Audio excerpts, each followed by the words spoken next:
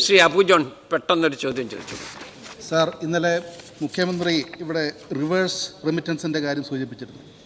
അത് അന്യസംസ്ഥാന തൊഴിലാളികളുടെ കാര്യത്തിൽ മാത്രമല്ല, നമ്മുടെ സംസ്ഥാനത്തു നിന്നും വിദേശ രാജ്യങ്ങളിലേക്ക് പഠിക്കുവാൻ വേണ്ടി പോകുന്ന വിദ്യാർത്ഥികളുടെ ഫീസും മറ്റ് ജീവിത ചെലവുകളുടെ ഒക്കെ അതും അതിൽ ഉൾപ്പെടുന്നു. സാർ, ഈ ഒരു പശ്ചാത്തലത്തിൽ കേരളത്തിലെ നിലവിലുള്ള വിദ്യാഭ്യാസ സൗകര്യങ്ങൾ വർദ്ധിപ്പിക്കുന്നതോടൊപ്പം തന്നെ വിദേശ യൂണിവേഴ്സിറ്റികളുടെ ഓഫ് ക്യാമ്പസുകൾ നമ്മുടെ സംസ്ഥാനത്ത് തുടങ്ങുവാനുള്ള പദ്ധതിയുണ്ടോ? അതുപോലെ തന്നെ സർക്കാർ പ്രഖ്യാപിച്ച ഫിലിം ആൻഡ് മീഡിയ സിറ്റിയുടെ ഭാഗമായി international school of cinematic arts, university of southern California, Berkeley school of music തുടങ്ങിയ കലാപരമായ യൂണിവേഴ്സിറ്റികൾ ഇവിടെ തുടങ്ങുന്നത് ടേബിൾ ചെയ്താലും മതി.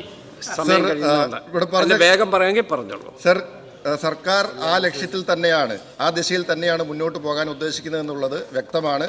ബഹുമാനപ്പെട്ട മുഖ്യമന്ത്രി ബഡ്ജറ്റിൽ പ്രഖ്യാപിച്ച കേരള നോളജ് വാലി ഉൾപ്പെടെ കേരളത്തെ ഒരു ഹയർ എഡ്യൂക്കേഷൻ ഹബ്ബാക്കി മാറ്റുക എന്ന ലക്ഷ്യം യാഥാർത്ഥ്യമാക്കുന്നതിന് വേണ്ടിയിട്ട് ആവിഷ്കരിച്ചിരിക്കുന്ന പദ്ധതികളാണ്. അതുപോലെ തന്നെ ബഹുമാനപ്പെട്ട അംഗം ഇവിടെ സൂചിപ്പിച്ച കാര്യം ഉൾപ്പെടെ പരിശോധിച്ച് കേരളത്തിൽ നമുക്ക് വിദ്യാഭ്യാസ രംഗത്ത് സമഗ്രമായ മാറ്റങ്ങൾ കൊണ്ടുവരാൻ കേരളം ആഗ്രഹിക്കുന്ന തരത്തിലുള്ള മാറ്റങ്ങൾ യാഥാർത്ഥ്യമാക്കാനുള്ള നടപടികളുമായി സർക്കാർ മുന്നോട്ട് പോകും. Thank you very much.